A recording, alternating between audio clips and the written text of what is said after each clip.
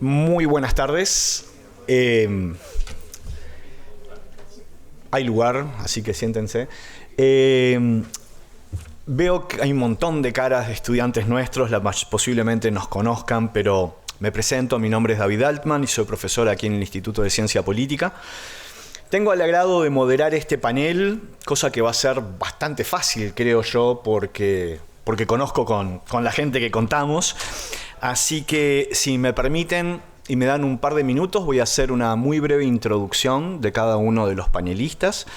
Tenemos el Cono Sur completo y Brasil, así que venimos bien. A la primera persona que voy a presentar es a Nara Pavão, que es doctora en Ciencia Política por la Universidad de Notre Dame en Estados Unidos. Actualmente es profesora asistente de la Universidad Federal de Pernambuco en Recife. Es especialista en temas de corrupción, democracia, especialmente rendición de cuentas en contextos de corrupción. Junto con Ezequiel González Ocantos, Paula Muñoz y Viviana Baraybar, es autora del novelísimo libro Prosecutors, Voters and Criminalization of Corruption in Latin America, The Case of Lava Jato, que acaba de ser publicado, si no recuerdo mal, hace 2 meses, más o menos, por Cambridge University Press.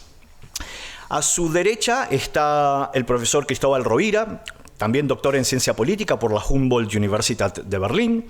Su trabajo se enfoca en el estudio del populismo en perspectiva comparada, sobre todo su relación con el sistema democrático. Es investigador principal del Fondesit regular titulado The Populist Radical Right in Chile in Comparative Perspective y está a cargo también del proyecto Far Right in Latin America financiado por el Open Society Foundation. Actualmente es nuestro director del programa de doctorado aquí en nuestra casa. Y a la derecha de Cristóbal tenemos a Julieta Sorescao, también doctora en Ciencia Política por la Universidad de Northwestern. Su tesis doctoral se tituló Partidos y competencia partidaria a través del territorio, estabilidad y cambio en los sistemas federalizados de partidos. Sus áreas de especialización son las instituciones políticas y de gobierno, el federalismo y la política subnacional, los partidos políticos, la representación de mujeres y los sistemas electorales. Julieta es una de las arquitectas fundamentales en el sistema de paridad de salida utilizado para la elección de integrantes de la Convención Constitucional en el 2021.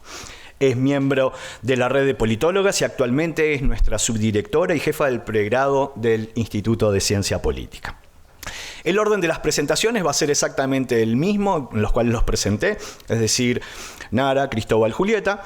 Cada uno va a tener un máximo aproximadamente, máximo de 15 minutos.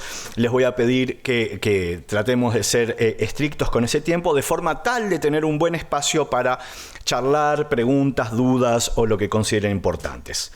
Sin más, les doy una calurosa bienvenida y la cancha es toda vuestra. Nara, por favor.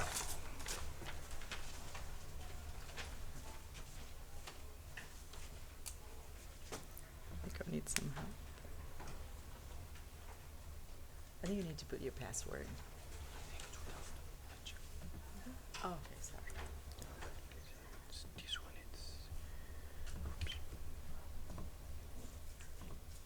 there it is. Great.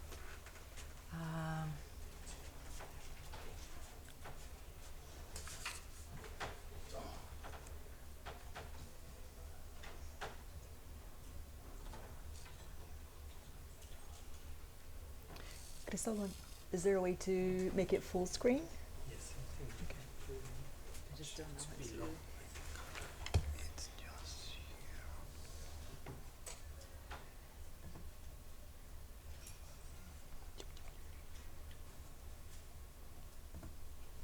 Awesome, thank you.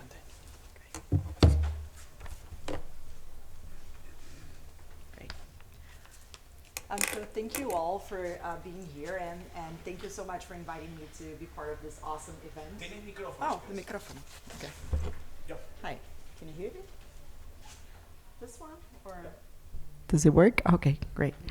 I'm so sorry that I won't be speaking in Spanish, but I promise you that you don't want me to speak in Spanish. You're going to understand me if I speak in English.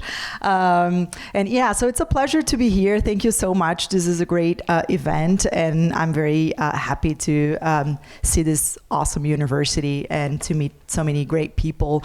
I'm going to be talking today. I'm going to be actually sharing some thoughts on the relationship between corruption, misinformation, and democracy. So and based on some recent work that I've been doing on corruption and on misinformation. So the idea here is to discuss how corruption and misinformation and to what extent they represent a threat to democracy in Brazil and in the region in general. So here are the two issues that I'm going to be talking about. I didn't bring a lot of data or specific information. The idea here is to just, have some discussion to motivate the Q&A and some questions, but, feel free to ask questions about things that you think that you want to get more information on. So first, I'm going to talk about the relationship between corruption and democracy. And the idea here is that corruption is generally defined as the misuse of public office or public funds for private gain. And the idea here is that corruption then could represent a threat to democracy because basically politicians are elected to represent people's interests, right? Voters' interests, not their own. So when politicians engage in corruption, they are clearly, not representing voters, and they are basically, distorting the very role that they were elected to fulfill. So the idea here is that, corruption clearly erodes the link between citizens and politicians. So corruption could be bad for democracy because of that. And also, corruption violates very basic principles of democratic representation. So we know, and it's kind of clear why corruption, why the prevalence of corruption could represent a threat to democracy, and that's why we tend to curb corruption and have initiatives for fighting corruption. But what I'm going to call attention to in this intervention is just to say that if the prevalence of corruption goes against basic principles of democracy, the attempts to fight corruption and to clean politics, right, can also threaten democracy, and in different ways, right? So I'm going to be talking a bit about this based on my work on the fight against corruption in the region. Corruption has some specificities, right, that makes it an issue difficult to deal with, right? So basically, corruption is a valence issue. No one is in favor of corruption, right? People are generally against corruption. And because of that, and also because people do not experience high-level corruption that happens among politicians directly, they often rely on political elites to get the information they need. So their perceptions of corruption are easily shaped by political elites or the media. And it's very easy to mobilize people around the issue of corruption. And also we know, and this is something that Adam Przeworski talked about it too, is that we know that people do not support democracy unconditionally. So sometimes, we wish they would be unconditionally committed to democratic principles, but we know that people support democracy to the extent that their interests are being met or represented in the political system. So as a consequence, when people perceive corruption to be widespread, right, they're willing to support anti-democratic initiatives to fight corruption, or attempts to fight corruption that are actually anti-democratic or that break with some basic rules of democracy. But also they are willing, when there's a lot of corruption, to support anti-democratic political leaders who promise to clean politics. And here I'm going to talk a bit about Lava Jato, just based on the recent work I've been doing on this what we call an anti-corruption crusade, right? That has affected not only Brazil but the whole region. And Lava Jato was the largest anti-corruption investigation in history. It was just huge, and it did not affect only Brazil, right? It affected other Latin American countries, and the investigation spread throughout Latin America. So there's really serious political implications of this fight against corruption in the region, right? So it targeted prominent members of the establishment. So Bachelet in Chile, Santos in Colombia, Correa in Ecuador, Kirchner in Argentina, Toledo, Humala, and Kuczynski in Peru, Lula and Temer in Brazil, Funes in El Salvador, Perez Molina in Guatemala, and Martinelli in Panama, among other politicians too. More importantly, Lava Jato has contributed to the resignation of politicians, right, in Guatemala and Peru, to the impeachment of Dilma Rousseff in Brazil, to the indictment of politicians in Argentina, conviction and arrest of sitting and former presidents in Brazil and Peru, and some of other leaders.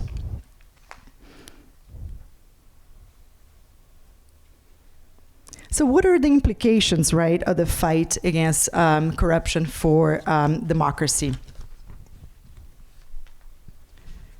So this anti-corruption crusades, in particular, the kind of the type of how Lava Jato configured in the specific case of Brazil, right? So Lava Jato relied on unorthodox strategies for uncovering corruption, right? And these strategies often came at the expense of strict respect for due process rights of defendants, for instance. So that's why it's considered, you know, it was really it's considered to be a threat to democracy at many points. Also, Lava Jato had dramatic consequences for electoral competition in the country. So Lula was banned. Lula was a front runner in the 2018 election, and he was banned from running. He was arrested, and then he could not run for office in 2018. More recently, the Supreme Court annulled all the evidence and the court cases against him, right? And also, in this book that we just published, I show some data that, you know, Lava Jato really, instead of, so first when Lava Jato starts in 2014, right, it promised to clean politics, and it promises to restore people's faith in the political system. That's basically what we're trying to do. The idea is that, you know, they wanted to clean politics and to bring people back to politics. What we find is that what happened at the end is that Lava Jato really reinforced people's cynical views of politics. The judges and prosecutors that were involved in Lava Jato used to refer, for instance, to political parties as criminal organizations.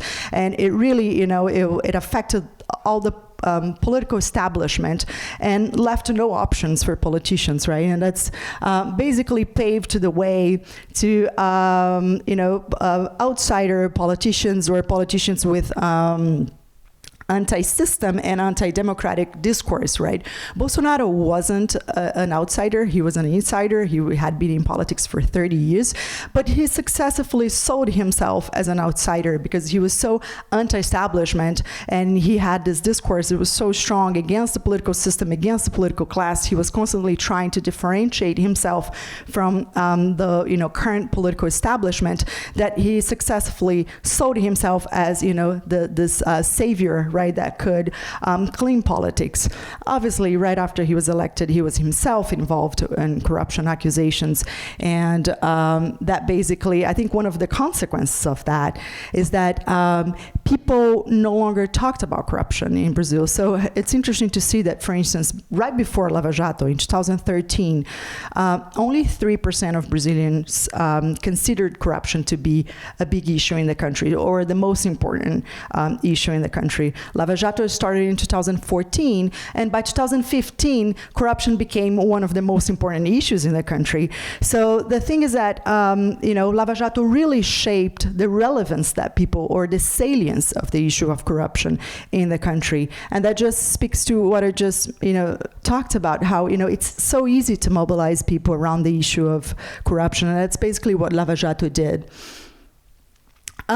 So basically, it was interesting for me to see how, in 2018, again, one of Bolsonaro's platforms was the anti-corruption, idea, right? He promised to clean the system. He was, referring to all the current current political establishment as, profoundly corrupt. But then when he, came to office, he was himself implicated in a lot of corruption scandals. And then out of the sudden, people wouldn't talk much about corruption, right? Because basically corruption became a constant among politicians, and no one was talking much about it.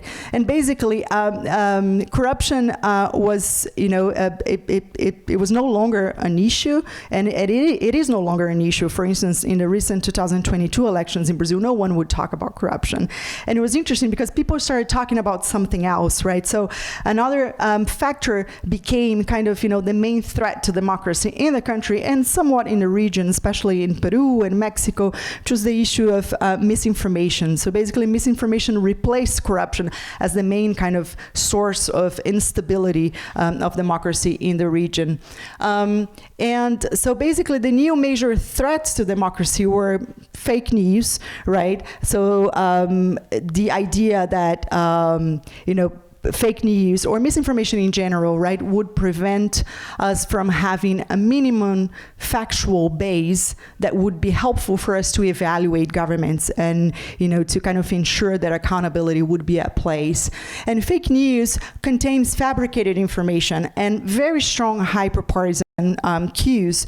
They're likely to fuel effective polarization in the region. And that's why people are concerned about misinformation. It's not necessary, we're not really concerned with the fact that disinformation is fake, but mostly we are concerned about the fact that misinformation tends to be very hyper-partisan, and it tends to fuel partisan animosity, for instance. And we know that, moderation is really important for democratic stability. So the idea is that fake news would be bad for democracy because it would promote, affective polarization and partisan animosity.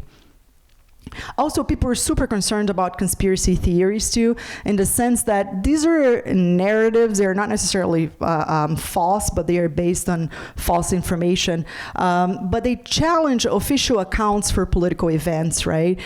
So they're basically saying that everything we hear in the news and the official explanations for important political events are actually fabricated, right? And this theories, they try to explain these political events, important political events, as resulting from the action of non-representative, powerful actors who are colluding in secret to achieve malevolent goals against the people.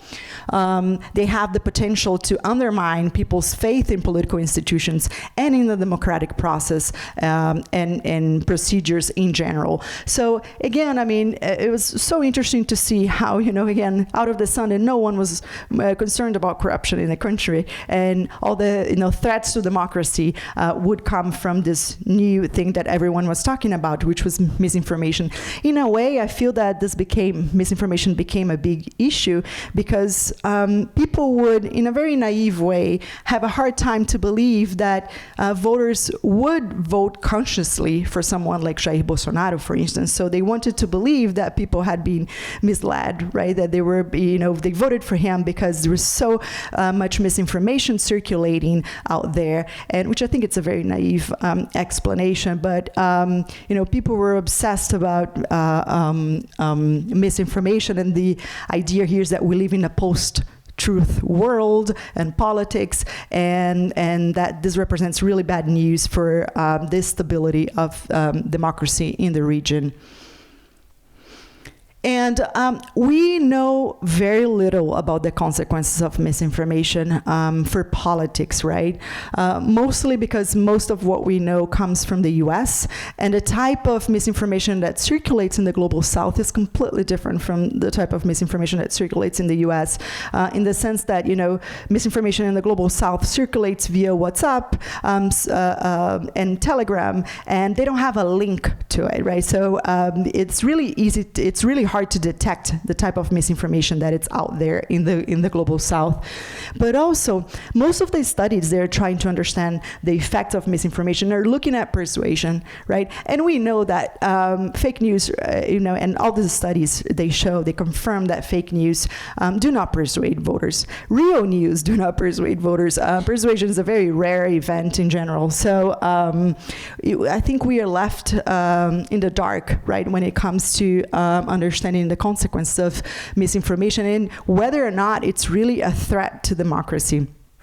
I've been conducting some studies that try to shed some light on this issue and produce some evidence that helps us evaluate how bad is misinformation for democracy.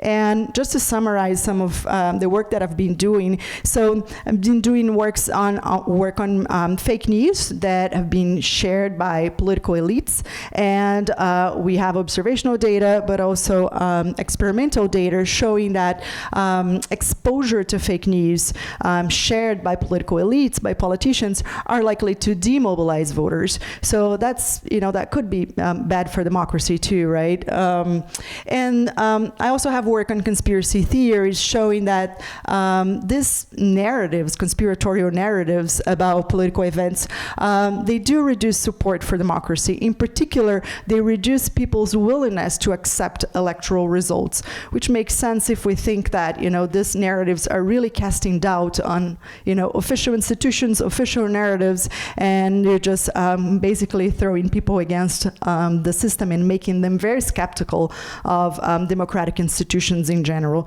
But again, there's very little evidence on that, and I think it's an important research agenda, and that really needs to get more attention, especially in Latin America, where again we have lower levels of literacy, we have high levels of distrust in political system compared to other parts of the world.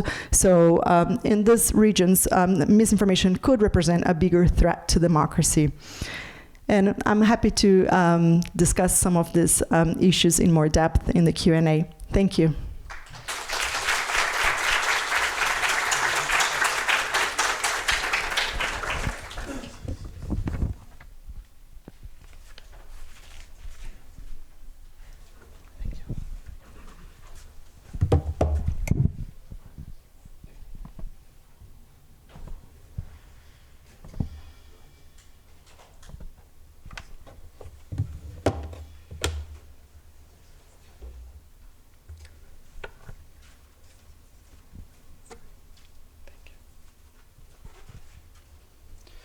Muy buenas tardes. Voy a hacer mi presentación, espero ajustarme a los 15 minutos. El profesor Altman me avisará si no, para que acelere. Lo que yo les quiero hablar hoy día es sobre la ultraderecha en América Latina, y en los 15 minutos que tengo disponibles quiero tocar 4 temas. Primero, muy breve respecto a la conceptualización, qué es lo que entendemos por ultraderecha. En segundo lugar, tratar de aterrizar esa conceptualización que les voy a ofrecer para ofrecer una suerte de panorama respecto a cuáles son los casos de estudios de ultraderecha al interior de América Latina. En tercer lugar, la pregunta más difícil y que no tiene una respuesta obvia, a mi juicio, y es ¿por qué hoy en día estamos viendo el surgimiento y sobre todo el éxito electoral de líderes de ultraderecha? Y finalmente, si tengo algo de tiempo, algunas consecuencias que esto puede tener para la región. Partamos con lo primero. Si pensamos qué es lo que es la ultraderecha, que el concepto en inglés normalmente es de far right, vamos a pensar que lo propio de la ultraderecha es que van a ser actores políticos o líderes políticos o distintas formaciones políticas que van a adoptar posturas muy radicales de derecha, pero que en segundo lugar, lo que es muy importante, que mantienen una relación ambivalente con el sistema democrático. El libro que a mí particularmente siempre lo recomiendo es de una autora que viene de Europa del Este, su nombre es Lenka Bustikova, quien trata de utilizar esta definición para tratar de tener un concepto más global de qué es lo que es la ultraderecha. Y lo que ella plantea, entre otras cuestiones, es que lo propio de la ultraderecha en un sentido abstracto es oponerse al creciente poder que han venido adquiriendo las minorías. Y cuando hablo de minorías lo hablo en un sentido sociológico. No son minorías de que sean pocas personas, sino que son personas que históricamente han estado excluidas de la sociedad. Esta cuestión me parece relevante porque cuáles son las minorías que van adquiriendo creciente poder varía en distintos contextos culturales. En Europa, las minorías que fundamentalmente han venido ganando poder son los migrantes. Y por lo tanto es obvio que las ultraderechas estén en contra de los migrantes. En América Latina, todos quienes conocemos esta región, no deberíamos esperar que la ultraderecha politice a los migrantes porque esas no son las minorías que han venido ganando poder. Y las minorías que han venido ganando poder, y Julieta lo sabe mucho mejor que yo y nos va a conversar de eso, tiene que ver fundamentalmente con el género y en parte con la población homosexual. ¿Cómo podríamos esperar de que estas ultraderechas ganen peso electoral? Y lo que nos dice Lenka Bustikova es que tiene que haber una combinación de dos factores. El primer factor es que los organismos del Estado empiecen a adoptar determinadas posturas para que esas minorías empiecen a tener mayor poder. Pero eso no es suficiente. El segundo factor que es muy relevante es que aparezcan nuevas fuerzas políticas o antiguas fuerzas políticas que empiecen a politizar esta temática. Y cuando tenemos esa doble combinación, la posibilidad que actores de ultraderecha ganen peso aumenta fundamentalmente. Vámonos ahora a América Latina y pensemos en distintos casos de estudio que lo podemos ordenar según su peso electoral, en algunos casos que va a ser nulo o en algunos casos que es muy alto. Si esta lámina la hubiera presentado el día domingo, tendría solo 2 casos de estudio. Y esto nos muestra lo rápido que esto se está moviendo. La ultraderecha en Europa se demoró 20, 30, 40 años en acceder al poder y generalmente en coalición con otros actores. En América Latina esto está pasando mucho más rápido. Y aquí tenemos los 3 casos. Pongo el signo de interrogación de hasta cuánto va a durar Milei. Puede que dure muy poquito, puede que dure mucho, no lo sabemos. También tenemos actores en la oposición. Caso emblemático, todos conocemos en Chile, el Partido Republicano, pero también Renovación Popular en Perú y en Uruguay podríamos pensar en Cabildo Abierto. Y hay un caso que me parece muy interesante, donde no tenemos hasta el día de hoy una ultraderecha que sea electoralmente poderosa. La explicación, a mi juicio, y no es mía, sino que es de Rodrigo Cornejo, hago aquí un paréntesis, yo estoy a cargo de un proyecto de Open Society, tuvimos un workshop acá donde discutimos muchos de estos casos. Por lo tanto, si ustedes creen que yo soy muy inteligente, es más bien porque tengo muy buenos amigos que me proveen información sobre los distintos casos de estudio. Rodrigo Cornejo, de hecho, el argumento que él desarrolla muy plausible es que AMLO está movilizando parte de ese votante de ultraderecha. ¿Por qué? Porque AMLO es de izquierda, pero en el área cultural de izquierda es muy conservador. Y por lo tanto logra atajar parte de esos votantes y sería parte de la explicación de por qué no tenemos ultraderecha en México al día de hoy. La pregunta a continuación que todos seguramente nos hacemos es ¿por qué rayos hoy en día estos liderazgos de ultraderecha están ganando peso? Personalmente yo no tenía idea quién era Javier Milei hasta 2 años, yo hoy en día creo saber quién es él. Con Bolsonaro sabemos un poquito más, pero hasta antes yo no sabía que Bolsonaro había estado toda su historia dentro de la política. La explicación más obvia que nosotros podríamos pensar es que los votantes latinoamericanos se están volviendo más de derecha y que son más conservadores y por lo tanto votan a líderes de derecha.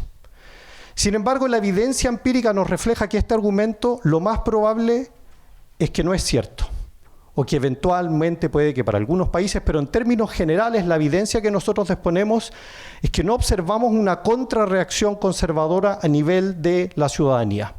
Les voy a presentar 3 piezas de evidencia para sustentar un poco esto. Les dejo un paper que lo argumenta mucho mejor de lo que yo lo voy a hacer. Si ustedes toman datos de la POP y tomamos algunos indicadores que nos pueden servir para proxies, para pensar cuán de derecha son los ciudadanos o no, y pensamos en la aprobación del matrimonio igualitario, si ustedes se fijan, los números van lentamente al alza.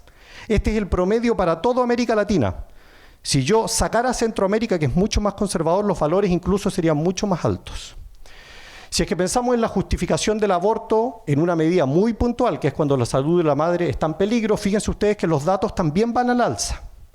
Y por último, si pensamos en un tercer proxy, que es el autoposicionamiento ideológico de 1, que serían las personas que están más a la izquierda, 10 que son más a la derecha, les presento 3 mediciones, 2004, 2010 y 2018, y lo que nosotros vemos es muy poquita variación. Y inclusive la poquita variación que ustedes van a ver, fíjense ustedes en el 2018, que inclusive aumenta un poquito la gente que se define de izquierda y que disminuye un poquito la cantidad de personas que se definen de derecha, y muy pocas personas se van a autopercibir o autodefinir a sí mismas como de derecha. Por lo tanto, mi olfato me dice, en base a este tipo de datos y los argumentos que otros autores desarrollan, y que dicho sea de paso es un argumento que también viaja muy bien al contexto europeo, donde no vemos un aumento de posturas de derecha por parte de la ciudadanía, que la explicación tiene que ir por otro lado. Algunas explicaciones alternativas para este fenómeno. La primera explicación más evidente y lógica, que yo creo que la observamos muy bien en parte de lo que pasó en Argentina el día de hoy, hace poquito, es el castigo a los incumbentes. Lo cual significa que gran parte de las personas que votan a la ultraderecha no necesariamente las están votando por las ideas que profesan, sino porque quieren castigar a aquellas personas que anteriormente estaban en el gobierno. Y simultáneamente, recuérdense ustedes que nosotros tuvimos un giro a la izquierda en América Latina, por lo mismo que muchos de esos incumbentes han sido de izquierda y se les castigan, y quienes mejor los pueden castigar son los que están más hacia la derecha. Hay un segundo punto que tiene que ver con que hay una cuestión que en América Latina es muy sensible para el grueso de la ciudadanía, que son las demandas por mano dura. Y las demandas por mano dura para la ultraderecha son mucho más fáciles de articular, aun cuando en gobierno no necesariamente cuando conquisten el poder ejecutivo van a solucionar el problema, pero si queremos competir en esta dimensión, estos actores siempre nos van a ganar. Porque si nosotros creemos de que vamos a promover un tipo de política de mano dura, los de ultraderecha siempre van a ser más dura en esta cuestión, y eso en parte explica por qué ese argumento los favorece a ellos. Hay un tercer argumento que tiene que ver con que América Latina, si bien es cierto que es un continente propio, con su propia historia y cultura política, está vinculada a lo que está sucediendo en otras partes del mundo. Y el fenómeno de la ultraderecha es un fenómeno global y sabemos de que muchos de estos actores tienen redes de apoyo transnacional. Vox en España, por dar un ejemplo, el partido de la derecha populista radical, es muy activo en América Latina en tratar de generar una red de apoyo, y por lo mismo es que varios de estos actores tienen conexión entre ellos al interior de América Latina y con actores en Europa y otras partes del mundo que les proveen recursos, y estoy pensando no en recursos económicos, sino que en recursos simbólicos y organizacionales para desarrollar campañas que puedan eventualmente ser exitosas. Y por último, hay un cuarto argumento que creo que también es importante de considerar, que tiene que ver con un punto que yo creo que es relevante no solo para América Latina, sino que para el mundo. Y es que lo que estamos observando es una crisis de los partidos de derecha convencional. Y si los partidos de derecha convencional no son capaces de movilizar a sus propios electores, es muy probable que esos electores se sientan huérfanos, y la alternativa que les queda es terminar votando por partidos que están hacia la ultraderecha. Y simultáneamente de eso, vuelvo al punto inicial de la presentación cuando les planteaba el argumento de Lenka Bustikova, de que gran parte del éxito de la ultraderecha tiene que ver con que haya minorías que han venido adquiriendo poder. Pero para que esas minorías adquieran poder necesitamos actores, que generalmente son fuerzas progresistas, que politizan esta cuestión. Y por lo tanto, cuando tenemos la combinación de actores que politizan ese tipo de demandas y una crisis de la derecha convencional, es un espacio particularmente propicio para que estas ultraderechas puedan ganar terreno. Me quedan 2 minutos, 5, perfecto, entonces paso al último punto, que son, a modo de cierre, cuáles son algunas de las consecuencias que esto tiene para América Latina y para el sistema democrático. Creo que podríamos conversar mucho de eso, pero voy a plantear 3 consecuencias que me parecen importantes de reflexionar. La primera de ellas es que si hay algo que nosotros sabemos por la evidencia empírica de otras partes del mundo, que cuando los actores de ultraderecha conquistan el poder ejecutivo, esto implica un verdadero test de esfuerzo para el sistema democrático. Y hay algunos países que logran sobrevivir el test de esfuerzo, pero hay algunos países que no lo logran sobrevivir. Polonia sobrevivió el test de esfuerzo porque la ultraderecha no fue reelecta, aunque vamos a ver si es que efectivamente Law and Justice va a entregar el poder político o no, es una pregunta que lo tenemos que hacernos. Pero si nos vamos a América Latina, una persona que personalmente cuando yo escucho el ruido de esa motosierra y ese ruido atemoriza un poco. Y no sabemos qué es lo que va a hacer Milei en el poder. Puede que sea un leoncito y un gatito, o puede que termine siendo un tigre que rige mucho, no lo sabemos aún. Pero yo creo que se viene un test de esfuerzo para el sistema democrático. Sabemos en Brasil de que la salida del poder de Bolsonaro no fue muy pacífica. Sobrevivió Brasil. Pero hay otros países donde no está sobreviviendo la democracia. India sería uno de los ejemplos más claros al respecto. Hay un segundo punto que me parece mucho más preocupante que el anterior. ¿En qué sentido? En que nosotros sabemos que el proceso de erosión de la democracia hoy en día, backsliding, del cual escuchamos anteriormente al profesor Cherwirski, es un proceso en cámara lenta, por así decirlo. Pero ese proceso se refuerza cuando la derecha convencional empieza a ser fagocitada por las ultraderechas. Piensen ustedes qué es lo que pasó en las elecciones recientes en la Argentina, donde lo que nosotros vimos es que gran parte de la derecha convencional en América Latina mandó a llamar y dijo literalmente de que ellos están por Milei. Y curiosamente, al decir de que están por ley, no pusieron ningún punto de interrogación respecto a estamos a favor siempre y cuando, por ejemplo, o que se respeten determinadas reglas del juego. Mauricio Macri se demoró 24 horas en reunirse con Milei y decir que era su candidato. En Chile tuvimos una segunda vuelta electoral donde estas dos derechas compitieron separadas. La ultraderecha gana, pasa a la segunda vuelta y la derecha convencional en 24 horas se plegó.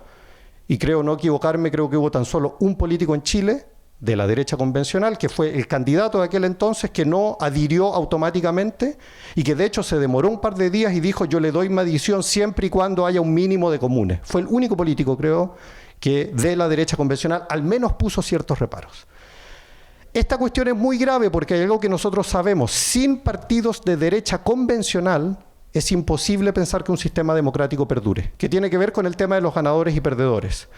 Porque los partidos de derecha convencional son buenos perdedores y están dispuestos a ceder el poder. Si esos partidos desaparecen y lo único que nos queda es la ultraderecha, esa es una pésima noticia para la democracia.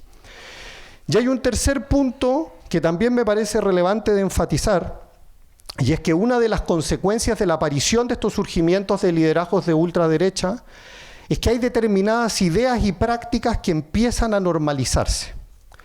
Y esto quizás se vincula con un tema más amplio, del cual escuchamos en la presentación de esta mañana, que tiene que ver con las definiciones minimalistas y maximalistas de la democracia. Yo creo que hoy en día, y me atrevería a decir que todos quienes estamos en esta sala, deseamos que el sistema democrático provea una serie de cuestiones. Tendemos a pensar de una democracia más maximalista, dentro de las cuales está el respeto a una serie de minorías que históricamente no las hemos respetado, partiendo por las mujeres.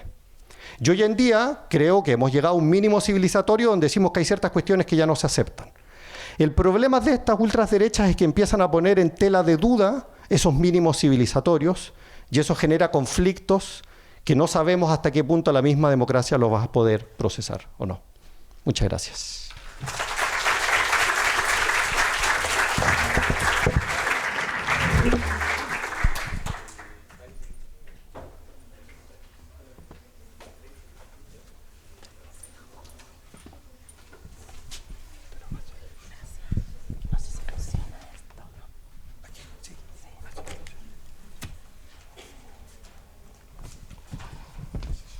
Bueno, muchas gracias. Para mí es un honor compartir el panel con Nara, Cristóbal, David.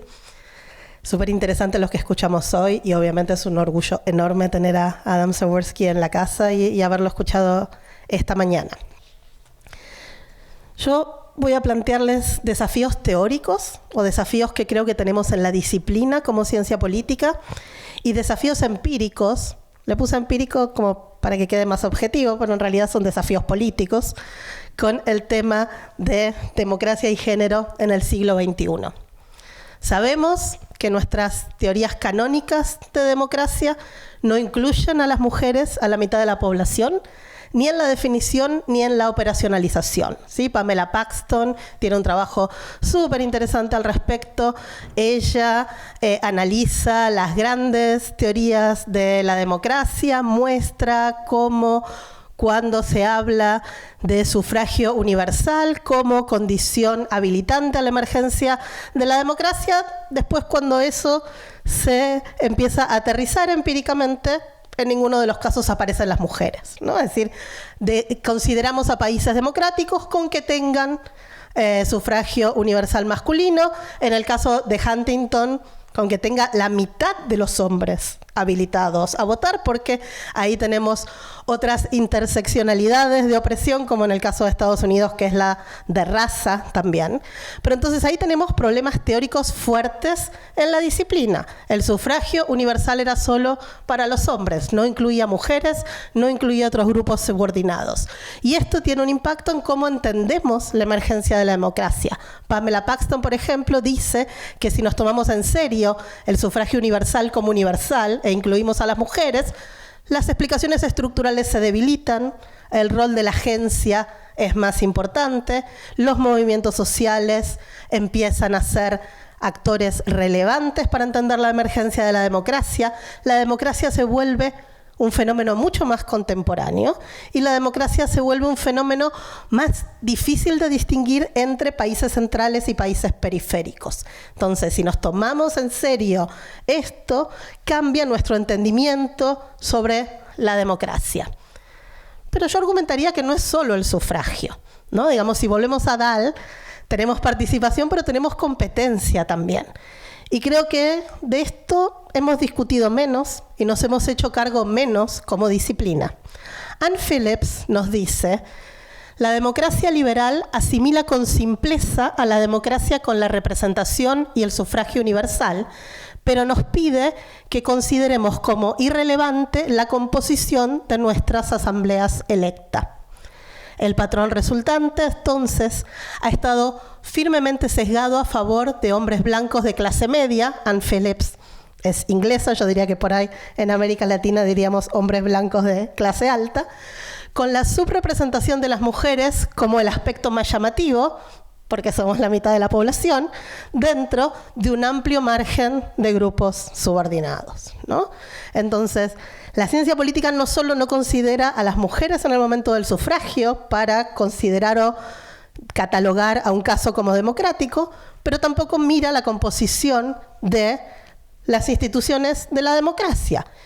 Y esto es súper importante, y es súper importante porque un patrón regular, empírico, que tenemos y que observamos en todo el mundo es que el derecho a voto de las mujeres, el derecho a elegir, en ninguna parte del mundo se tradujo inmediatamente en el derecho a ser elegidas. Tenemos una brecha importante de años entre el primer año del sufragio femenino y, por ejemplo, acá les traigo fechas para la región, para América Latina, la fecha de voto femenino y cuando el país supera el 25% de mujeres en la Cámara Baja, es decir, un indicador súper conservador, es la mitad de nuestro porcentaje poblacional, ¿sí? Como ven, hay países que todavía no lo superan y la mayoría de los países, si sacamos un promedio ahí, yo les digo más o menos a ojo, medio siglo. 50 años entre que las mujeres tienen el derecho a elegir y que alcanzan el 25% de representación en la Cámara Baja. Esto no es muy distinto a otros países del mundo, no es algo de la región. De hecho, en promedios regionales, América Latina es, sacando Escandinavia, de las regiones más fuertes de representación de mujeres en las cámaras, ¿no? Así que esto no es algo de nuestra cultura heredada de España y Portugal y el machismo. Esto es algo realmente mundial.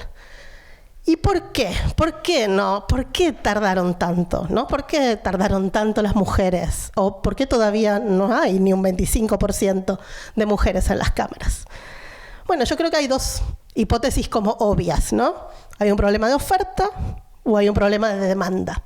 El problema de oferta sería no hay mujeres, es el famoso no hay mujeres, ¿sí? No hay mujeres calificadas para cargos públicos, no hay mujeres interesadas en la política, tienen otros intereses, la docencia, la enfermería, no la política. O puede ser un problema de demanda. Las sociedades son súper machistas, jamás votarían por una mujer. Hay prejuicios muy fuertes de votantes contra mujeres. La verdad es que ninguna de estas dos hipótesis tiene evidencia empírica, no está sostenida por los estudios de la literatura. Ninguna de estas dos explicaciones tampoco podría explicar la brecha, la magnitud de la brecha y la sistematicidad de la brecha de la representación de las mujeres. Entonces, ¿por qué? ¿Qué explica esta subrepresentación de mujeres? O como diría Rainbow Murray, la sobrerepresentación de los hombres, que es otra forma de mirarlo también. Bueno, hay explicaciones principalmente institucionales, hay algunas explicaciones culturales que tienen que ver, por ejemplo, con que las mujeres tenemos menos probabilidades de autopromocionarnos, ¿no? Y esto se ve claramente cuando entrevistamos a mujeres políticas. Muchas de ellas, cuando les preguntás, ¿y por qué entraste a la política? Casi siempre aparece un hombre, un presidente de partido, un senador, alguien importante que les dijo: tú serías una excelente alcaldesa, Shona. puede ser que sea mentira, ¿no? Pero lo cuentan así. Cuando le preguntamos a los hombres, no es así. Es siempre una explicación de desde niño quise ser presidente, siempre supe que la política era lo mío, ¿no? Entonces, sí hay algo cultural, pero yo creo que es mucho más importante las explicaciones, que son mucho más importantes las explicaciones institucionales. El poder de los partidos, la nominación de candidaturas, el acceso a financiamiento, el manejo de la política en general, los horarios de las reuniones, los lugares donde se toman decisiones. Las decisiones no se toman en los congresos, no se toman en los comités de partidos, las decisiones se toman en lugares donde a veces no hay mujeres, en los partidos de fútbol, por ejemplo, ¿sí? Entonces tenemos explicaciones institucionales, tenemos explicaciones culturales que nos hablan de el problema de la subrepresentación de mujeres. Podemos hablar, si quieren, después en las preguntas y respuestas de las soluciones. Yo creo que las soluciones también son institucionales. Yo creo que cuando hablamos ahora en el siglo XXI de democracia paritaria, lo que estamos poniendo en evidencia es que el ciudadano no es neutro, ¿sí? La ciudadanía se construye sobre modelos masculinos que hacen pasar como universales y que el acceso a la representación se da en un escenario de carácter sexuado, caracterizado por la exclusión estructural de mujeres, ¿sí? Y por eso lo vemos en todo el mundo y por eso no es algo endémico a algunas culturas. Y creo que es algo que nos tenemos que tomar muy en serio en el siglo XXI, desde la política, de estos desafíos empíricos, si quieren, pero también desde la ciencia política. Yo creo que hay un desafío, entonces, teórico, que implica incluir a las mujeres en la definición de democracia, en la operacionalización de participación, pero también en la operacionalización de competencia. Y esto hay que tomarlo en serio. De las 27 democracias plenas, y ahí volvemos a si la democracia no es ordinal, es categórica, es continua, un índice Polity4 habla de democracias plenas. De las 27 países de democracias plenas, solo 10 tienen un 40% de mujeres en la cámara baja. Yo creo que hoy, en el 2023, no podemos considerar a un país como democracia plena cuando las mujeres están excluidas de la representación. Y eso implica tomarnos en serio la redefinición de la democracia, la operacionalización de la democracia, pero también repensar la disciplina, ver los sesgos que están construidos en nuestras mediciones, en nuestros conceptos, en nuestras teorías, que tienen una implicación práctica y una implicación política concreta. Y para poder pensar las soluciones a esto necesitamos conceptos, mediciones que nos permitan poder entender cuál es el problema, qué entendemos por democracia, porque yo estoy de acuerdo con todo lo que se habló hoy, ¿no? Si la democracia es categórica, si es minimalista, si es maximalista, y estas son discusiones que damos en la disciplina. Pero tenemos que saber que la etiqueta de democracia en el mundo real vale mucho. Es por eso uno de los conceptos esencialmente contestados. Es muy importante para un país ser una democracia plena o no ser una democracia plena. En ese caso, de vuelta, mi, al menos, visión es que tenemos que repensar nuestros conceptos, nuestras operacionalizaciones, nuestras teorías, para después poder pensar las soluciones políticas, prácticas, institucionales, para finalmente emparejar la cancha y que hombres y mujeres con sus propias capacidades puedan realmente tener las mismas oportunidades de llegar a la representación y a la autoridad democrática. Gracias.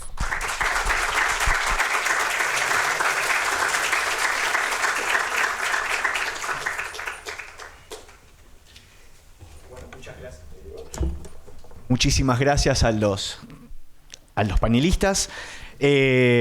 Ahora tenemos un tiempo para hacer preguntas, comentarios, dudas, lo que ustedes quieran. Así que, por favor, levanten las manos y vamos a ir repartiendo el micrófono.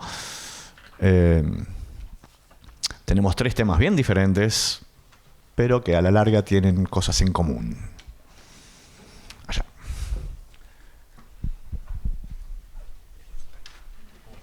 El otro micrófono quedó allá en el... hay uno ahí.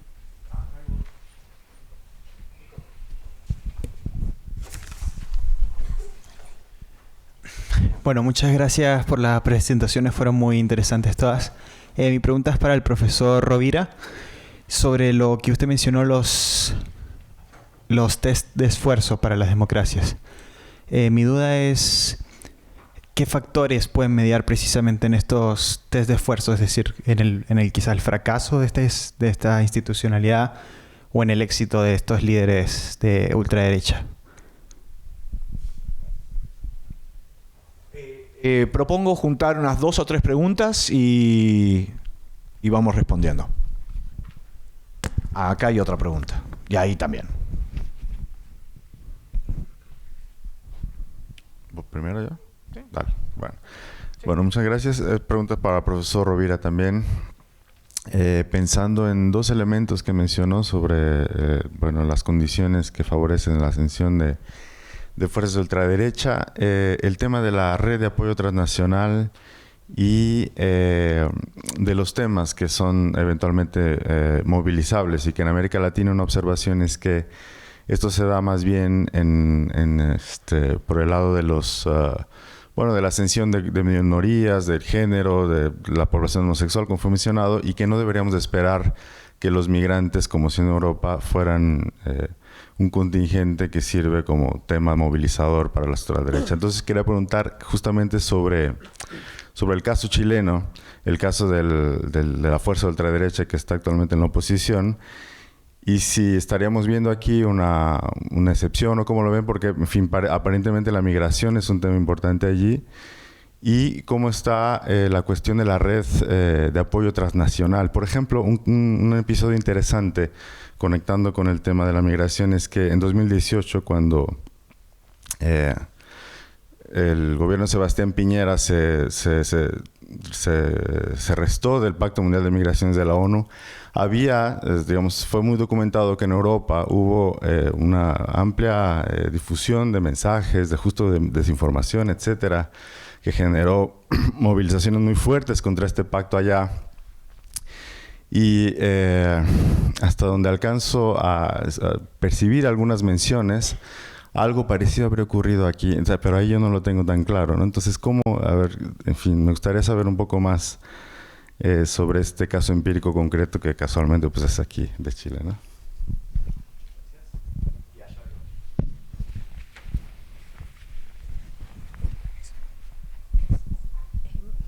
Bueno, muchas gracias por todas las presentaciones, muy interesantes. Mi pregunta va dirigida a la profesora Julieta y al profesor Rovira, y tiene que ver sobre el papel de las mujeres en la extrema derecha. Todos sabemos que en América Latina los partidos políticos suelen ser tradicionalmente masculinizados y de una u otra manera limitan la real oportunidad de las mujeres al poder.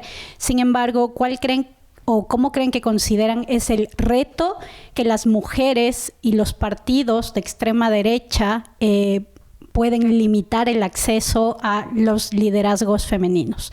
Y también hay que tener en cuenta de que las mujeres, la movilización de mujeres esencialmente, cómo puede ser un factor importante para que ellas lleguen al poder a cargos importantes dentro de los gabinetes, por ejemplo, o para las mismas presidencias en América Latina. Muchísimas gracias. Pasamos a responder estas preguntas y hacemos después otra ronda. Muchísimas gracias por las presentaciones. Estuvieron súper interesantes. ¿Qué cosa? Ya, dale. Okay. Tengo una pregunta, Cristóbal. En tu juicio, sentí que hubo un poco un desacuerdo entre el profesor Jaworski y entre ti, como en cuanto al peligro que representa la llegada al poder de la extrema derecha. Pero primero, ¿estás de acuerdo con esa descripción? Y segunda pregunta sería, Si es así, ¿en qué medida se debe quizás a conceptualizaciones de la democracia distintas? Porque me imagino que si uno defiende una conceptualización minimalista, como la extrema derecha, al entrar al poder, tiene que aceptar o sea, se valida el mecanismo electoral de cierta forma. Entonces, me imagino que de ahí viene un poco el argumento que alguien que defiende una conceptualización minimalista que de cierta forma fomenta la democracia. Sería interesante escuchar la respuesta del profesor Jaworski, pero creo que sí fue. Bueno, eso sería mi pregunta. Gracias, Jan. Chicos.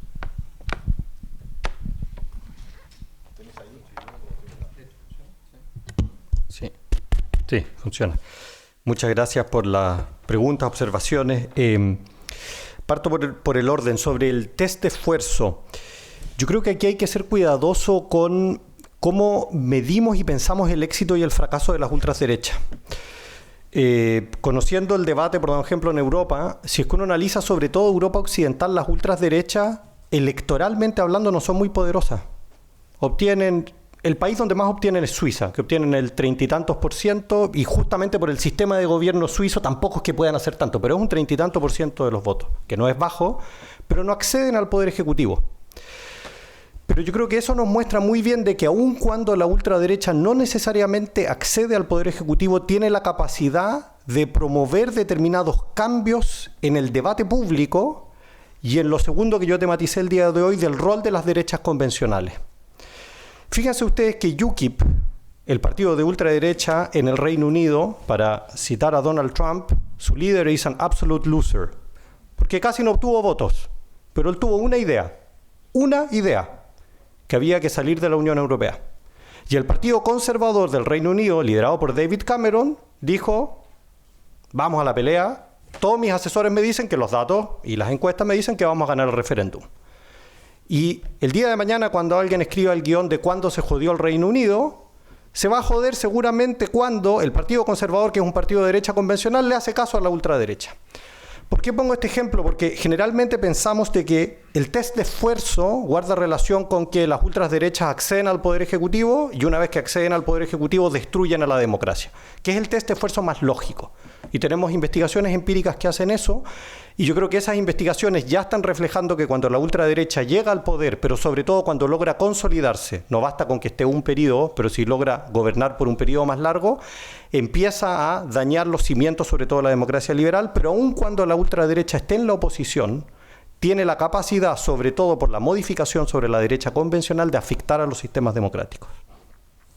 Respecto a la segunda pregunta que tiene que ver con red de apoyo transnacional y el tema de las minorías, estudiar esas redes de apoyo transnacional es prácticamente imposible, porque si yo le voy a tocar la puerta al Partido Republicano y a José Antonio Kast, no me la van a abrir. Y si es que yo quisiera tratar de ir a ver con quién se juntan y con quién se relacionan, es muy difícil de obtener información al respecto. Sin embargo, hay fórmulas indirectas de tratar de ver qué es lo que hacen. Y aquí es donde insisto que Vox me parece que es la figura clave. Vox, de hecho, creó una organización que tiene como objetivo central generar una red de apoyo de la ultraderecha a nivel transnacional, y vemos de que aun cuando se plantea como un diálogo norte-sur, es más bien un diálogo de América Latina con Vox y algunos partidos en singular. Y uno en qué es lo que lo observa esto, yo diría, es en el lenguaje que empiezan a utilizar. Fíjense ustedes que todas las ultraderechas empiezan a hablar del marxismo cultural, que es una invención, de hecho, pero es un concepto que uno lo empieza a encontrar en distintos lugares. Mi intuición es que yo creo que aquí hay un proceso de emulación, de copia, de aprendizaje que tiene que ver con estas redes de apoyo transnacional. Y hay seguramente una segunda expresión que es más difícil de estudiar, que yo creo que tiene que ver con el marketing político también, que no me extrañaría que haya un manual de buenas prácticas que se traslapa, pero insisto, no tenemos evidencia empírica al respecto, pero que sí sabemos que sucede en otros escenarios y por lo tanto podría ser esperable. Yo creo que es un objeto de análisis interesante. Respecto al caso de Chile, es una muy buena observación y nos retrotrae al nivel abstracto de la observación con el cual yo partí conceptualmente. La ultraderecha a un nivel abstracto no es que se oponga contra las mujeres o contra los inmigrantes. La ultraderecha se opone aquellas minorías que han venido ganando poder. ¿Cuáles son esas minorías que ganan poder? Varían en los distintos países. El trabajo de Lenka Bustikova, de hecho, me parece muy interesante porque ella viene de Europa del Este, un país, y la gran mayoría de los países de Europa del Este no reciben muchos inmigrantes. De hecho, son países que exportan a sus ciudadanos. La gran mayoría emigra, sobre todo la población joven. Y lo que se da cuenta Lenka Bustikova, de hecho, es que la ultraderecha en Europa del Este tematiza la cuestión antiinmigratoria, pero no tan fuerte, y tematiza más bien otras minorías, que insisto aquí en lo que decía Julieta, que esas minorías, insisto, son sociológicamente hablando, no son minorías porque sean pocas, sino porque la sociedad las ha visto siempre en una situación minoritaria. Y en aquellos lugares donde uno ve una modificación de ese statu quo, se abre la posibilidad para que la ultraderecha tematice. Habiendo dicho eso, yo no esperaría que en América Latina la cuestión migrante sea muy relevante, salvo en aquellos contextos en los cuales tengamos mayor población migrante y esa población migrante acceda a determinados puestos de poder. Yo creo que Chile es un caso interesante desde ese punto de vista. La evidencia empírica que yo tengo y que he recolectado junto a varios colegas demuestra que la explicación del voto a la ultraderecha, José Antonio Castro, una de las variables que más influye son posturas xenófobas, muy similar a lo que sucede en Europa. Yo esperaría, estamos recolectando datos para otros países de América Latina, que eso no suceda, por dar un ejemplo, en Argentina. Y que yo creo que tiene que ver que son contextos diferentes y es una de las cuestiones que nosotros queremos testear. Por último, el papel de las mujeres en la ultraderecha sería una conversación más larga. Catherine sabe mucho de esto también. Dos observaciones al respecto. Lo que la literatura enfatiza es que los partidos de ultraderecha generalmente se llaman Männerparteien, en alemán, que significan partidos de hombres, y son partidos de hombres en un doble sentido. Son partidos que sus organizaciones, si ya los partidos normalmente son controlados por hombres, esta es la crème de la crème. Son controlados prácticamente solo por hombres y donde las mujeres prácticamente no tienen acceso. Por lo tanto, en sus dinámicas organizacionales uno observa esto. Y lo otro que también nosotros sabemos es que por lo general las personas que votan a las ultraderechas son mucho más hombres y las personas que las rechazan son mucho más mujeres. Y aquí hago solo un paréntesis, esta teoría y evidencia proviene fundamentalmente de Europa y una de las cosas que nosotros estamos tratando de hacer es levantar evidencia para América Latina para ver si esos hallazgos, que yo creo que es muy esperable que también se den, realmente se están dando en América Latina o no.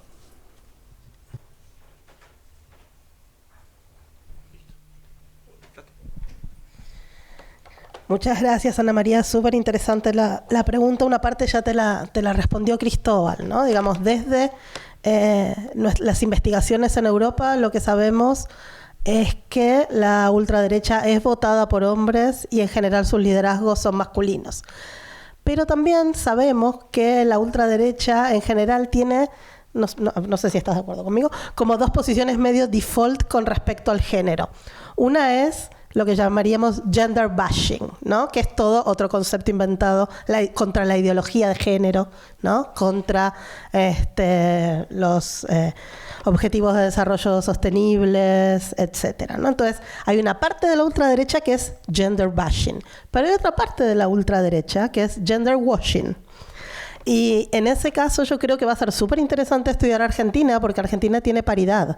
Es decir, que en las listas de Milei, si bien no tienen muchos diputados, diputadas, la mitad tenían que ser mujeres, ¿no? Entonces va a ser súper interesante estudiar a estas mujeres que la ultraderecha tiene que incorporar porque si no, no puede registrar las listas. Y en ese caso yo creo que van a tener que alternar en estas dos estrategias, ¿no? De gender washing y de gender bashing para poder de alguna manera salvar la disonancia cognitiva de tener mujeres en puestos relativamente importantes. Yo te diría que de las diputadas electas, por ejemplo, una de las más famosas es una mujer, que es una cosplayer y que sale mucho en los medios, que es la que propuso que los hombres pudieran renunciar a la maternidad, porque los hombres siempre son perjudicados y son las mujeres las privilegiadas con respecto a la crianza de hijes. Y después, bueno, la vicepresidenta, ¿no? La vicepresidenta también es mujer. Entonces, yo creo que en ese sentido Argentina va a ser un laboratorio súper interesante porque vamos a... súper interesante entre comillas, ¿no? Porque vamos a poder observar, digamos, en tiempo real cómo funciona la ultraderecha con mujeres en un sistema que te obliga a nominar mujeres.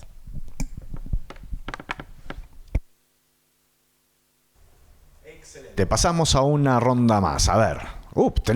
Esta vuelta viene cargada. ¿Por dónde empiezo? Katy, vos fuiste la primera. Muchas gracias por las presentaciones. Tengo una pregunta para Nara.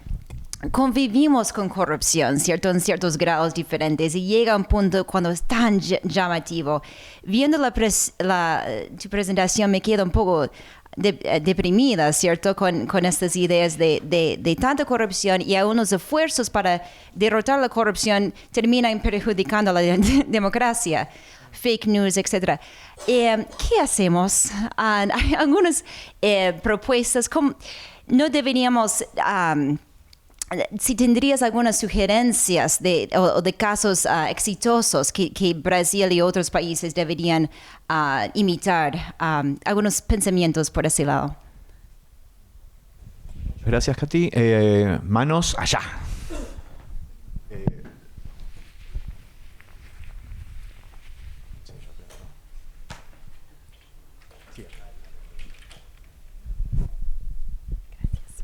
Muchas gracias por las presentaciones. Creo que de los 3 profesores y las profesoras nos surge un dilema interesante, que es cómo mejorar la democracia a veces nos termina poniendo el desafío que la perjudica. En el caso de la corrupción es el combatir la corrupción, pero en el caso de las mujeres es fortalecer, robustecer los instrumentos y las instituciones democráticas, por lo que presenta el profesor Rovira, está aumentando y alimentando los discursos de ultraderecha que están detrimentando o poniendo en riesgo nuestra democracia. Muy similar a la pregunta que tenía la profesora. ¿Cómo salimos de este dilema?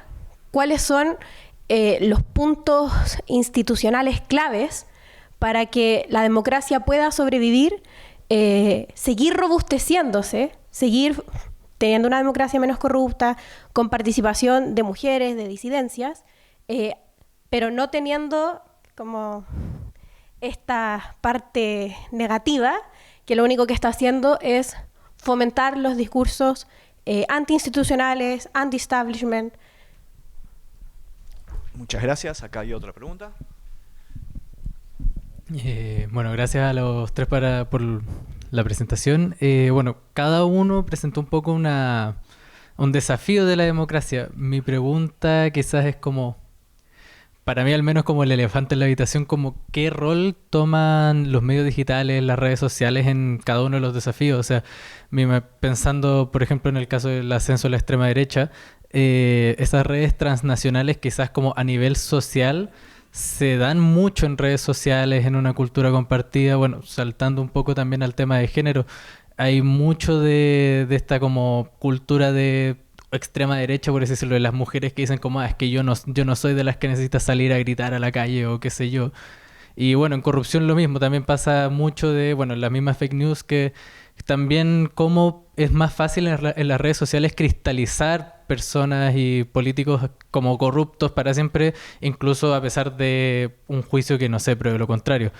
Como mi pregunta sería eso, si las redes sociales, el internet aumentan estos desafíos y si, bueno, un poco también como de nuevo presionando a lo anterior, ¿podría ser alguna parte de la solución? ¿Podría haber alguna solución en ese aspecto? Muchísimas gracias.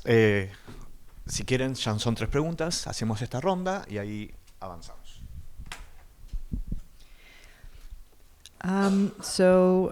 What should we do, right, about corruption? I really do not know. I mean, it's very difficult, right? We really don't know how to fight corruption because it's definitely one of the most difficult things to do, right? Countries don't go from having high levels of corruption to having really low levels of corruption quickly.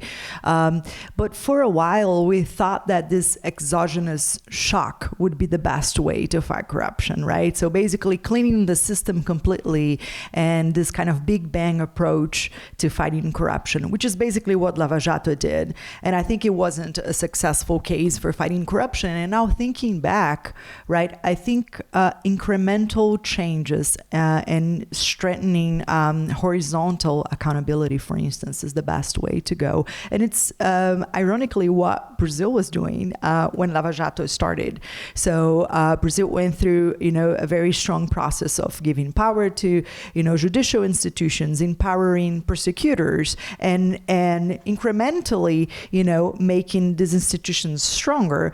But again, this doesn't have a lot of visibility, right? And it does not represent this exogenous shock that voters might want, right? They want to have the impression that, these actors are really, cleaning the system. And so it's not a very popular approach because it does not have a lot of visibility, but it's definitely, a more careful way to deal with corruption, because what this exogenous shock end up doing is just reinforcing people's, negative views about politics, and then just reinforce cynicism. And corruption is another example of a vicious cycle, right? When you have a lot of corruption, people, they just think that they can not do anything about corruption. And if corruption is a constant among politicians, they're not going to use corruption as a criteria for, making a choice. And then if you don't punish corruption at the ballot box, politicians are not going to, have reduced incentives for being corrupt. So you just have this vicious cycle, and the idea is like how to break it. And I think after Lava Jato, we've learned that, this does not work, and that we need to really choose more incremental strategies for dealing with that problem. And regarding the role played by social media, so I think social media is key in, it's just a very friendly environment for misinformation in general, right? Because you no longer have traditional gatekeepers. They are, regulating the type of information that people are going to see and come across. And anyone basically can produce information and circulate information. And so it's very friendly for, it's a very fertile ground for misinformation. And at the same time, it's very comforting to be in social media, right? Because you are 100% sure that you're not going to come across information that you don't like, right? All the information that you receive in social media is basically information that confirms your priors, right? So it's very challenging to deal with that because, again, people want to be in those environments, those friendly environments. At the same time, regulating what this, new gatekeepers are saying, or, it's really hard, especially because they don't have a reputation, right? Like if you think about traditional media, right? About like traditional newspapers in Chile and Brazil, they've been around for many years. They are not going to disappear tomorrow. So they have a reputation that they want to preserve. But, this kind of social media influencers or this new kind of, fake journalists in social media, they don't have a reputation and they don't care about what they're saying or doing. So it's very challenging to deal with that, especially because, people want to be exposed to those environments. They want to be there. It's comforting.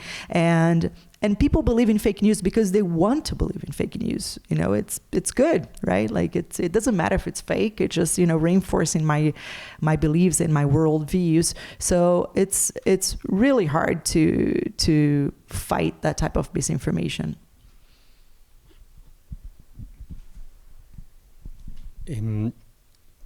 Quisiera partir bien breve, pero quisiera partir con un punto que hizo Jan, que se me olvidó responder, pero que se vincula mucho con una cuestión, yo creo que de fondo, que en parte es la discusión de este panel, que es el concepto de democracia. Yo aquí soy un absoluto seguidor de Robert Dahl, en el sentido que cuando uno lee a Robert Dahl su libro clásico 1971, Poliarquía, Robert Dahl hace una pillería, a mi juicio, que es muy interesante, que seguramente todos ustedes lo han leído, y él dice, hay algo que nosotros vamos a llamar poliarquía, que es lo más que se acerca a la democracia. Porque la democracia siempre la tratamos de alcanzar, pero nunca la logramos. Pero hay determinados mínimos que se acercan lo suficiente para que yo lo llame democracia, y muy pillamente dice, bueno, a continuación, cada vez que hable de democracia estoy hablando de poliarquía, pero ustedes saben lo que estoy hablando, que democracia es inalcanzable. Yo creo que esa metáfora que él está haciendo es muy apropiada para pensar parte de los desafíos que tenemos hoy en día. Si nosotros utilizamos un concepto ultra minimalista de democracia, yo creo que lo más probable es que el desafío a la democracia no es tan grande. Mientras más maximalista es nuestro concepto de democracia, el desafío va a ser mayor, porque si nosotros creemos de que efectivamente el tema de la discriminación de género es un dilema para los sistemas democráticos, tanto para atrás, que nos obliga a repensar nuestros conceptos, nuestras teorías, nuestras mediciones, pero hacia adelante significa que tenemos que adaptar nuestros conceptos, nuestras teorías y nuestras observaciones, ¿sí? Y nos estamos moviendo hacia una cuestión más maximalista. Piensen ustedes el desafío de Europa, que son poblaciones donde cada vez aumenta la cantidad de migrantes y muchos de esos migrantes no son ciudadanos. Por lo tanto, esas son personas de que no pueden decidir qué es lo que sucede y por lo tanto los otros, y los inmigrantes son los que hacen el trabajo sucio, tienen que aceptar las reglas de los otros. O sea, esto va a ir generando conflictos y ya estamos observando que genera conflictos. Entonces yo creo que detrás de esta cuestión está soslayada la postura respecto a cuáles son las definiciones que nosotros tomamos. Si nosotros adoptamos una definición más maximalista, es evidente que el desafío es gigantesco, en parte por estos actores de ultraderecha que justamente lo que quieren hacer es disminuir eso. Let's make America great again. Volver a un periodo en el cual Estados Unidos era fantástico, donde las mujeres estaban en la casa, donde las mujeres no participaban en política, donde la población afroamericana no votaba. Desde ese punto de vista es un desafío, pero yo creo que el desafío es mayor aún, porque también estamos viendo que esas ultraderechas incluso atacan la cuestión más minimalista de la democracia. Cuando Donald Trump le preguntan el día antes de la elección si él va a respetar los resultados, su respuesta es: te cuento mañana. Con lo cual él está diciendo: si es que gano lo acepto y si no, no. Por lo tanto, ahí ya estamos viendo que ni siquiera es solo una cuestión del ataque a las minorías, que no son minorías, lo sabemos, sino que es al núcleo del sistema democrático. Entonces yo creo que el desafío es doble, es tanto en la definición maximalista como también en la minimalista. Esto me conecta con la otra observación que es muy interesante. Yo creo que uno puede ver como en todas estas cosas el vaso medio lleno o medio vacío, ¿no? Uno podría contar la historia de otra manera para América Latina. América Latina es un continente en perspectiva contará muy peculiar.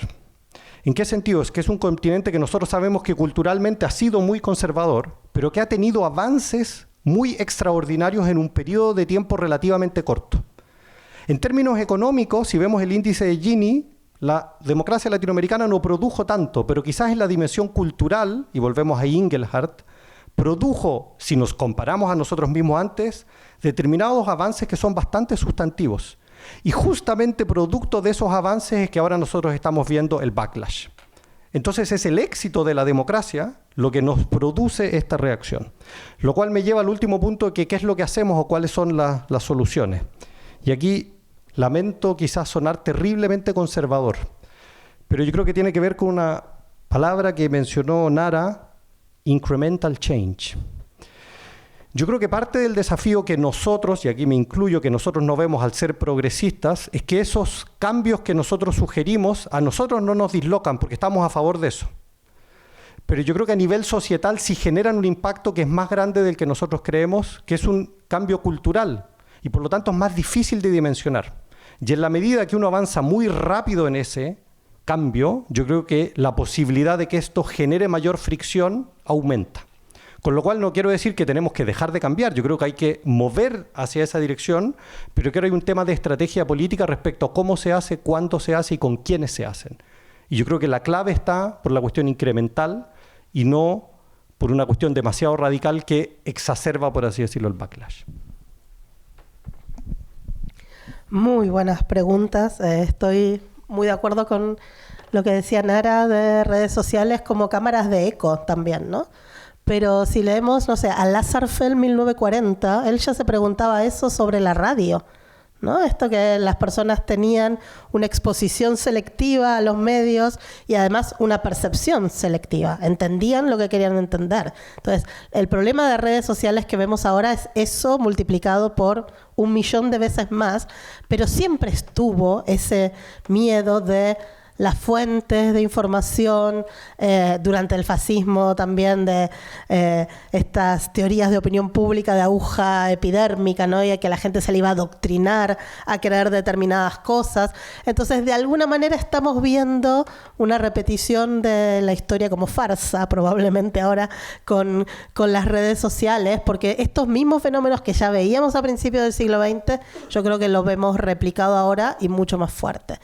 No tengo una respuesta. También estoy con Nara, que no creo que sea un tema de regulación y me parece que vamos a tener que aprender a vivir con esos entornos relativamente tóxicos. Y no sé mucho más que se puede hacer al respecto. Voy a sonar un poco pesimista. Voy a estar en desacuerdo con Cristóbal para hacerlo más divertido. Y por ahí porque soy parte de una minoría, entonces el cambio incremental no me convence tanto. Pero yo creo que ahí lo que yo daría es vuelta la responsabilidad, ¿no? Yo creo que la responsabilidad es de las élites. No es de las masas, no es de la ciudadanía. Yo creo que tenemos que pedir responsabilidad a las élites. Y eso tiene que ver con la derecha convencional, por ejemplo. En el caso de la ultraderecha, diría lo mismo si hubiera una ultraizquierda que la izquierda convencional está apañando. Y yo creo que ahí el peso de la prueba no es ralentizar los cambios, o no es culpa ni de las feministas ni de las disidencias, ¿no? Es culpa de las élites que no tienen responsabilidad democrática. Y yo le pediría mucho más a las élites en ese sentido que a la ciudadanía, que a los movimientos sociales, que a las masas, que a las personas que sienten miedo por los cambios rápidos. Y le pediría realmente a las élites que sean responsables, que actúen con una ética de responsabilidad democrática.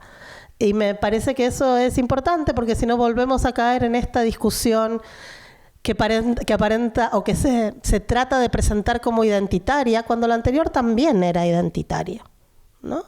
Pero estamos catalogando como identitarias cuestiones porque no son simplemente las identidades de antes, son otras identidades, ¿no? Entonces yo ahí, solo para ponerlo más divertido, diría que en mi caso creo que la responsabilidad mayor y a quien les tenemos que pedir que rindan cuentas son las élites que se dicen democráticas, ¿no? Maravilloso. Por ahora venimos bárbaro. Tenemos tiempo para una vuelta más, pero les voy a pedir que sea eficiente la pregunta, que sea rápida. ¿Tá? Allá veo unas manos y ahí vi una. ¿Sí? Sí, mi pregunta es para el profesor Rovira. Cuando mencionó el tema de la conceptualización sobre lo que se entiende como un partido o un movimiento de derecha o ultraderecha, mencionó la relevancia que tiene la relación ambivalente que sostienen estos partidos con el sistema democrático.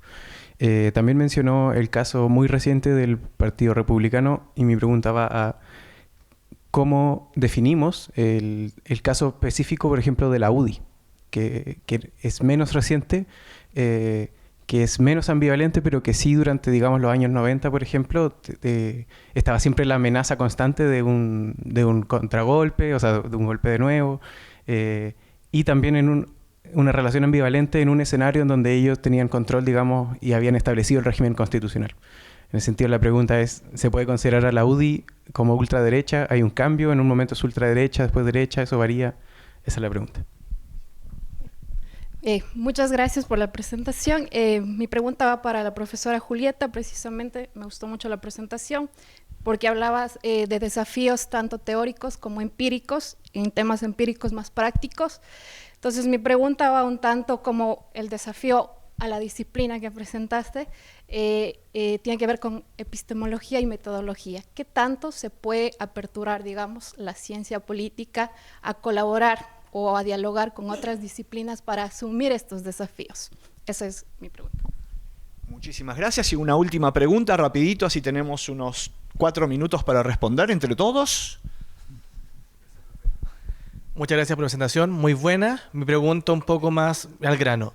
Hablamos de erosión, de backslide democrático, pero de la ciencia política, ¿qué podemos hacer para estudiar los salvaguardas de la democracia en tanto a nivel de América Latina como a nivel mundial? O sea, ¿dónde tenemos que enfocarnos para entender cómo sobreviven las democracias? Gracias, y tengo el sí fácil, bien rápido. Sí. Profesora Julieta, para usted la pregunta. Si entendí su presentación, en la democracia, para perfeccionarla hay que cualificar ciertas variables, en el caso que usted expuso la representación, en el sentido directo, y usted expuso el tema de género. ¿Qué otras categorías pueden entrar a nutrir la representación directa, además del género? ¿Y por qué? si es que las hay, según usted. Maravilloso. Chicos, please.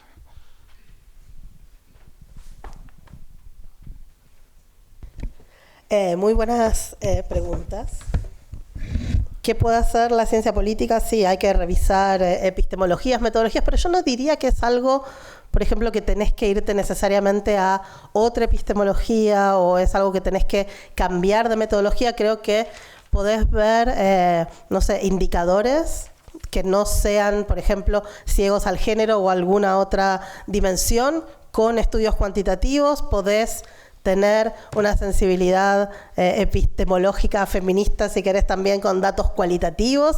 Entonces no me parece que sea algo como privativo de un tipo de metodología o de un tipo de epistemología.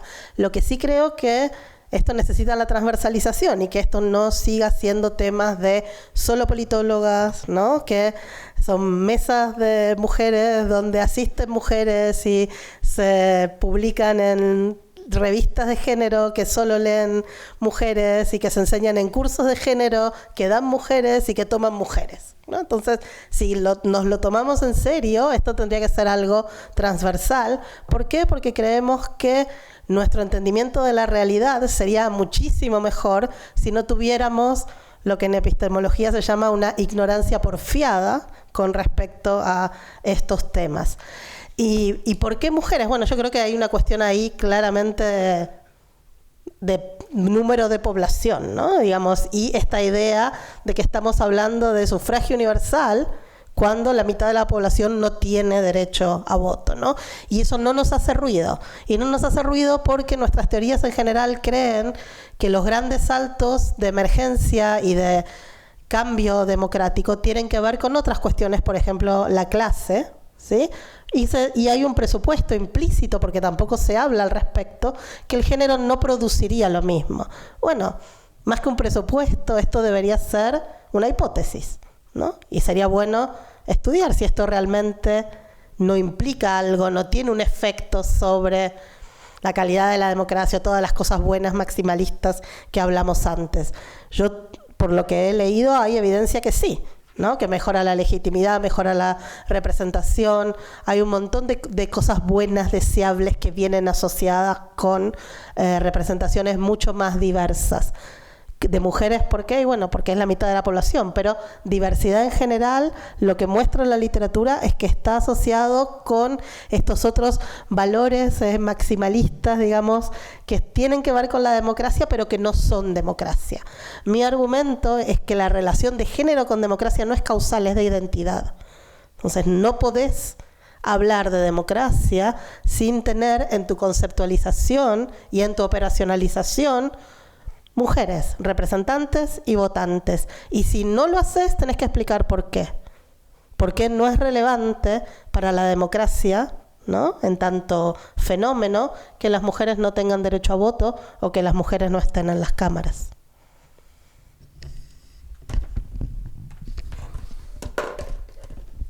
Muy breve los dos puntos sobre erosión y backsliding y el inverso, ¿no? Pensar cuáles son las salvaguardas. Aquí, para cerrar en armonía, comparto con lo que señala mi colega. Yo creo que el énfasis tiene que estar en las élites. Yo creo que las salvaguardas están justamente en hasta qué punto los actores a nivel de élites están dispuestos a apoyar los regímenes democráticos o no. Y por lo mismo es que yo enfatizo tanto el tema de las derechas convencionales. Sin derechas, partidos de derecha convencional, nosotros no podemos entender la consolidación de los regímenes democráticos en Europa después de 1945. La historia que nosotros nos enseñan, porque somos progres, es que fueron los socialdemócratas. Eso no es verdad. Los partidos socialdemócratas en general gobernaron muy poco. Los que gobernaron en Europa después del 45 son los partidos conservadores y cristiano-demócratas, que además fueron los partidos que construyeron la Comunidad Europea. Los cristiano-demócratas, debido a su temor al comunismo, tenían una preocupación central de consolidar el continente europeo y promocionar aquello. Sin aquellas élites que fueron las que promocionaron ese proyecto político, es difícil comprender esa consolidación del régimen democrático. Y lo que estamos observando hoy en día en Europa es que son justamente esas mismas élites las que se están transformando. Por lo mismo que yo creo que el ojo tiene que estar puesto ahí. Y esto es un error que nosotros cometemos. Nos encanta Milei o lo odiamos y por eso lo estudiamos y nos olvidamos de los otros. A mí me parece dramático. Argentina, Gabriel Bomaro acaba de publicar un libro muy bueno donde él demuestra que, si mal no me equivoco, el PRO es el único partido de derecha conservador en la tercera ola de la democracia que se construye un partido 100% nuevo, porque la UDI, sobre eso voy a hablar, no es un partido 100% nuevo, viene de antes, ¿no? Es el único partido de derecha conservador, convencional, que se constituye, y mi olfato es que ese partido se murió este domingo. Y esa es una pésima noticia para la democracia, porque esas son las salvaguardas. Sobre la UDI y la cuestión con el Partido Republicano, yo creo que es muy interesante y nos muestra nuevamente lo dramático de la situación, yo diría. La UDI a inicio de los años 90 no me atrevería a clasificarlo como un partido de derecha convencional. Y yo creo que lo que sufrió la UDI y RN en gran parte es un proceso de moderación programática que le costó mucho, le costó 10 años. Nosotros se nos olvida que las 2 primeras elecciones democráticas en este país a la derecha convencional le fue tan mal, en parte por la radicalidad de sus actores, que ni siquiera hubo segundas vueltas electorales. Y justamente producto de esos fracasos electorales es que la derecha convencional se moderó. Las figuras clave fueron Sebastián Piñera y Joaquín Lavín. Y esa figura es la que hoy en día dijo tenemos que ir a votar por Milei. Entonces, volviendo a tu pregunta, yo creo que la UDI partió como un partido no de derecha convencional, pero que se moderó programáticamente, y mi temor es que justamente hoy día vuelva a sus orígenes, por así decirlo, que es lo que está haciendo Kast, y él viene de ahí. Ojo que todos los partidos de derecha convencional siempre han tenido la capacidad, este es el argumento de Daniel Ziblatt para Europa, siempre han tenido la capacidad de cooptar a esas secciones más radicales, pero las incorporan al sistema. Hoy en día lo que está pasando es justamente lo contrario, que esas radicales se salen, construyen sus propios vehículos y cooptan a los otros, y ese es el mayor riesgo de la democracia, creo yo. Siendo las 5:33 minutos, en nombre del Instituto le queremos agradecer por la participación. Realmente fue una jornada, creo, excepcional, única, el tener a Adam Przeworski con nosotros, el tener este fantástico panel. Que tengan muy buenas tardes. Gracias.